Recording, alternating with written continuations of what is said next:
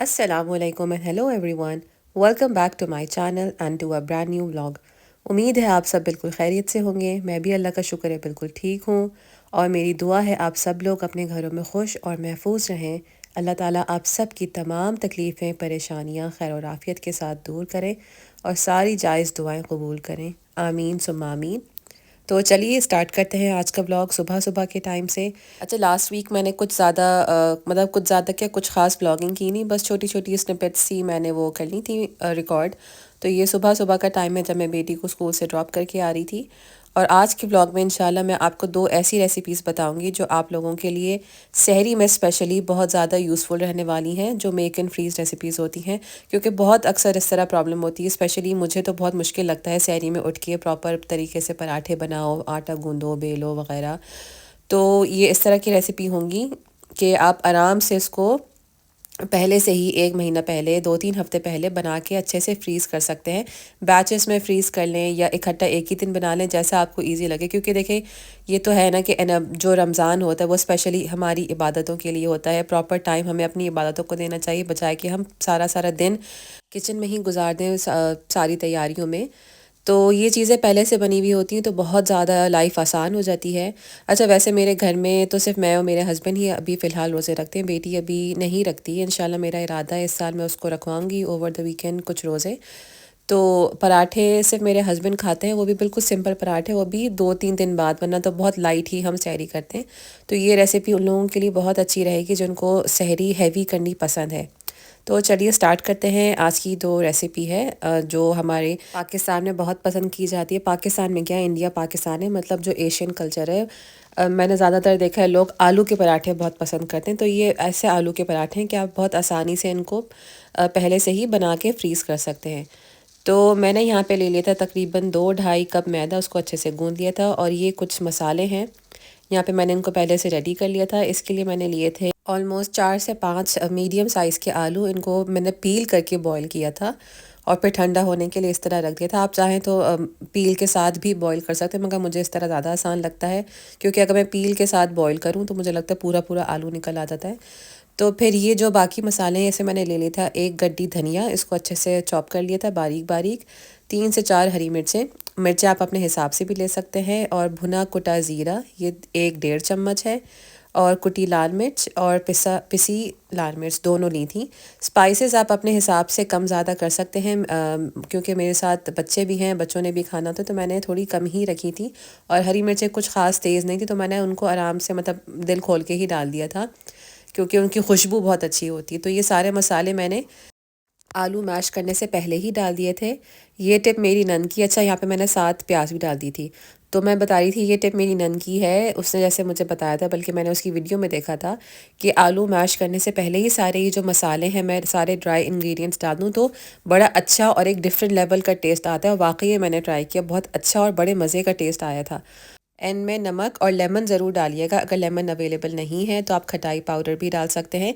इससे जो सारे इंग्रेडिएंट्स का स्पाइसेस का टेस्ट है वो बहुत ज़्यादा अपलिफ्ट हो जाता है। तो ये ज़रूर ट्राई करिएगा।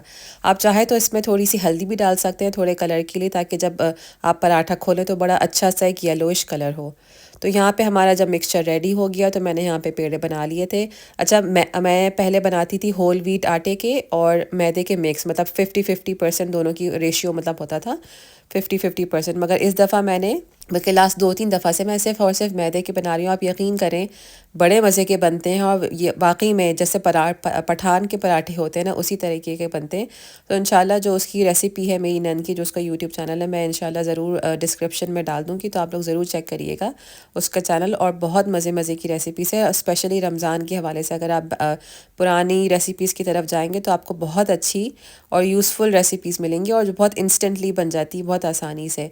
तो यहाँ पे मैंने नॉर्मल साइज़ है, जैसे मेरी रोटियाँ थोड़ी छोटी ही होती है, मैंने थोड़ा बड़ा ही साइज़ लिया था पेड़े का, क्योंकि मैं दो तरीके से इस वक्त आपको फिलिंग करके दिखाऊंगी। जो एक हमारा ट्रेडिशनल तरीका है कि पेड़े में ही मतलब एक ही पेड़े में ही सारी फिलिंग कर दें, मगर एक छोटा पेड़ा नहीं, मैंने थोड़ा एक फ्लैट कबाब के स्टाइल का मैंने यहाँ पे पेड़ा बनाया है। तो सिंपली आपने एक बड़े से पैटी बना के आपने आलू का रख देना है सेंटर में, और इस तरह से आपने किनारे पिंच डाउन कर देने हैं सेंटर में। तो इससे बड़ी आसानी रहती है कि आपको दो दो जो पराठे बनते हैं ना, हमारे जैसे अम्मी बनाती हैं कि दो दो पराठे बना के फिर नीचे बीच में स्टफिंग करनी होती, तो वो इतनी ज़्यादा मेहनत नहीं करनी पड़ती कि दो दो पराठे या दो दो पेड़े बेलो, तो एक ही गो में ही सब सही हो जाता है। पहला पराठा खैर मुझसे कभी भी ना पैनकेक ना पराठा कभी अच्छा बनता है, पहला पहला तो हमेशा ट्रायल एंड एरर ही होता है। तो ये वाला बस थोड़ा सा फट गया था, मगर बाकी सब अल्लाह का शुक्र अच्छे बने थे। तो यहाँ पे जब इस स्टेज पे आप जब तवा गरम तवे पे रखें, इसको सिर्फ और सिर्फ आपने 40 सेकेंड्स ईच साइड रखना है। जब इस तरह से पूरी ब्राउन ब्राउन साइड हो जाए, ब्राउन स्पॉट्स आ जाएं, तो आपने इसको तवे से उतार लेना है और ठंडा करने के लिए रख देना है अच्छे से। तो इस पॉइंट पे आप आके आप इसको आसानी से ठंडा करके इसको आप फ्रीज़ कर सकते हैं ना। ये स्टिक होंगे क्योंकि देखिए इनकी दोनों साइड्स जो हैं पक चुकी हैं, तो आपको कोई बटर पेपर भी रखने की ज़रूरत नहीं है बीच में बिल्कुल। तो इस तरह एक एक करके आप सारे पराठे बना के रख सकते हैं। तो आते हैं फिर नेक्स्ट तरीके की तरफ।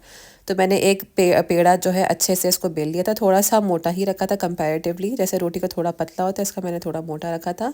ये हम हाफ मून कह लें या डी शेप में मैंने पराठा बनाया था। तो ये मुझे ज़्यादा मज़े का लगता है क्योंकि इसमें स्टफिंग भी बड़ी अच्छी खासी जाती है और बड़े मज़े का लगता है। तो पूरा जो है पेड़ा आपने अच्छे से उसको बेल लिया है, थोड़ा सा मोटा ही रखिएगा अपना जो रोटी आपने बेली है, और उसको सिर्फ हाफ साइड आपने सारी फिलिंग स्प्रेड करनी है और किनारे थोड़े छोड़ देने हैं। इस तरीके से आप इसको फोल्ड कर लें और फिर जो एजेस हैं उनको प्रेस डाउन करके सिंपली जिस तरह मैं दिखा रही हूँ उस तरह से आपको फोल्ड करना है। बहुत इजी तरीका, जैसे ब्रेड बनती है ना उसी तरह की ही लुक आएगी। बस एजेस को अंदर की तरफ टक इन कर दें तो ये अच्छे से बंद भी हो जाएगा, कोई फिलिंग बाहर भी नहीं आएगी, और ये सबसे आसान तरीका भी लगता है मुझे। तो बस जब सारी जो हैं साइड्स आपकी फ़ोल्ड हो जाएं तो इस तरह फोर्क से भी आप इसको इसमें जो है होल्स कर दें ताकि पराठा ज़्यादा फूले भी नहीं, और इस तरह प्रेस डाउन कर दें तो जो भी फिलिंग है अंदर अच्छे से स्प्रेड भी हो जाएगी और पराठा और इवनली थोड़ा मोटा हो जाएगा। फिर बस इसको भी तवे पे ही थोड़ा मीडियम हाई पे ही रखिएगा कि दोनों साइड इसकी अच्छे से सेक जाएं, जिस तरह के ब्राउन स्पॉट्स थे वो बन जाएं।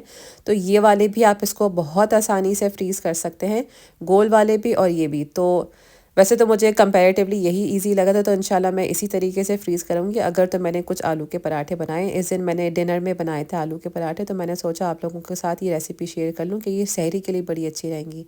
अच्छा, जो ये वाला पराठा है ना, तो उस रेसिपी में था, मतलब जो मेरी नन की रेसिपी है, कि इसमें कुछ ज़्यादा ही एक्स्ट्रा ऑयल जाएगा क्योंकि वो जो क्रिस्पीपन है ना वो कम ऑयल में तो ऑब्वियसली आएगा नहीं, तो ज़्यादा तेल में ही करिएगा, चाहे आप ऑलिव ऑयल यूज़ करें या नॉर्मल सनफ्लावर ऑयल यूज़ करें या वेजिटेबल ऑयल। तो आप यहाँ पे देख सकते हैं कितने मज़े की फिलिंग भी दिख रही है और पराठा भी कितने अच्छे से क्रिस्पी हुआ है। तो आप लोग ज़रूर ट्राई करिएगा ये रेसिपी एज़ इट इज़ भी, और सहरी के लिए भी ज़रूर फ्रीज़ करके रखिएगा ताकि आप लोगों की ज़िंदगी आसान हो जाए।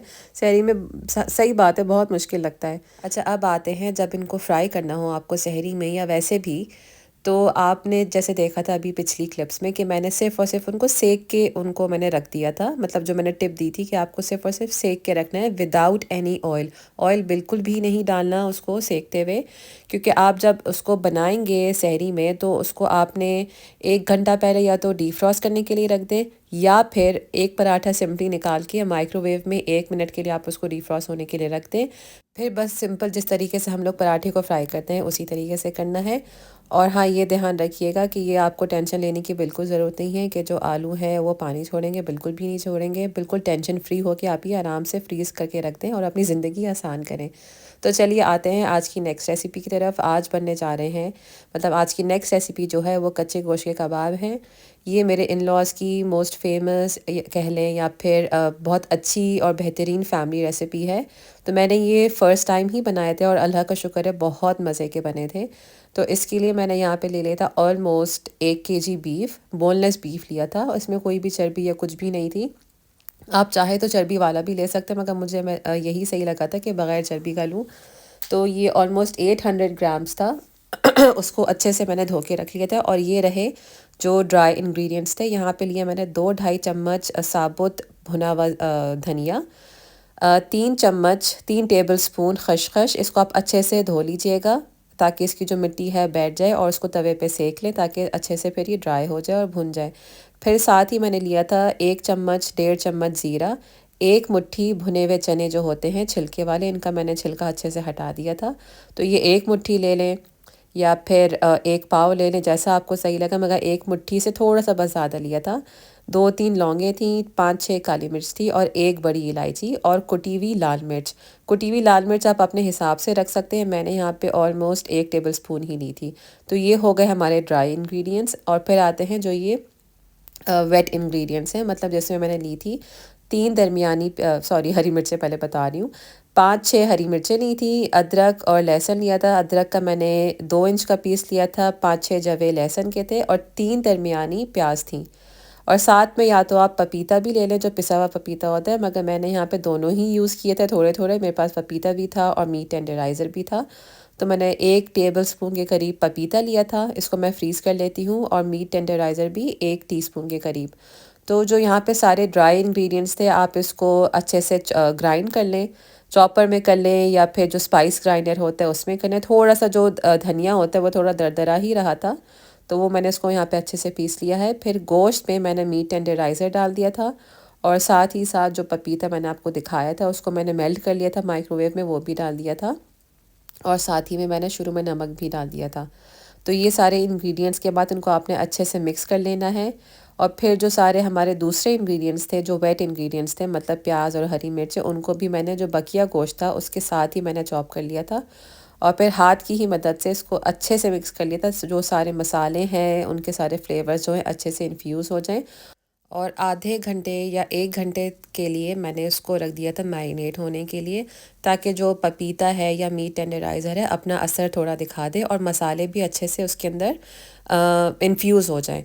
तो यहाँ पे मैंने छोटा सा पैटी बनाया था ताकि मैं नमक वगैरह चेक कर लूँ। बहुत छोटा सा ज़रूर ट्राई करिएगा स्टार्टिंग में, ताकि जो भी नमक मिर्च है कम ज़्यादा आप इसको कर सकें। कम तो नहीं कर सकते ऑब्वियसली, अगर गोश्त एक्स्ट्रा रखा हुआ है तो आप उस तरह कम कर लें, मगर मैंने यहाँ पे सब चेक कर लिया था। तो हल्की आंच पे ही बनाया था और ये शैलो फ्राई होंगे। तो सारे स्पाइसेस वगैरह सब कुछ माशाल्लाह परफेक्ट थे और बड़े मज़े का था। बस नमक थोड़ा सा मुझसे ज़्यादा हो गया था, क्योंकि हम यूजुअली थोड़ा नमक कम ही खाते हैं, मगर बाकी बिल्कुल परफेक्ट रेशियो था। तो आधे 1 घंटे के बाद आप इस तरह से जो है पैटीज़ बना के आप या तो इंस्टेंटली इनको फ्रीज़ करने के लिए रख दें, या फिर फ़ौरन अगर आपको बनाने हैं बना लें। अच्छा, हाथ यूजुअली लोग जो है गीला भी करते हैं पैटी बनाने से पहले, या फिर उनको ग्रीस कर लेते हैं, मगर मेरी ये टिप है, अगर आप उनको ऑयल ही लगा के आप उनके पैटी बनाएं, तो ऑयल जब आप इसको ऑयल में फ्राई करेंगी तो ऑयल उछल के नहीं आता, क्योंकि अगर पानी लगा होगा तो ऑब्वियसली पानी जब ऑयल में जाता है तो ऑयल उछलता है। तो ग्रीस करके ही करिएगा, इस तरह ज़्यादा बेहतर भी बनेंगे और ऑयल भी इस तरह उछल के नहीं आएगा। तो यहाँ पे जो है मैंने सारे कबाब थोड़े थोड़े करके बना लिए थे। इस दिन हमने डिनर में खाए थे, ये किसी और दिन की रेसिपी, एक ही दिन सब कुछ नहीं बनाया था मैंने। तो ये आप एज़ इट इज़ भी खा सकते हैं, बर्गर्स में, सैंडविचेस में भी डाल के खा सकते हैं, मतलब बन्स और ब्रेड में भी डाल के खा सकते हैं। और ये सहरी के लिए बहुत अच्छे हैं, जिन लोगों को कीमा वगैरह बहुत पसंद है सहरी में, या सालन खाते हैं या कबाब खाते हैं, तो शामी कबाब की जगह आप ये भी ज़रूर ट्राई करिएगा। उतने ही मज़े के बनते, बल्कि मैं तो कहूँगी शामी कबाब से भी ज़्यादा आपको अच्छे लगेंगे ये सहरी में। तो जिन लोगों को ये कबाब और इस तरह की देसी चीज़ें, सालन वगैरह पसंद है सहरी में खाना, तो ये ज़रूर ट्राई करिएगा।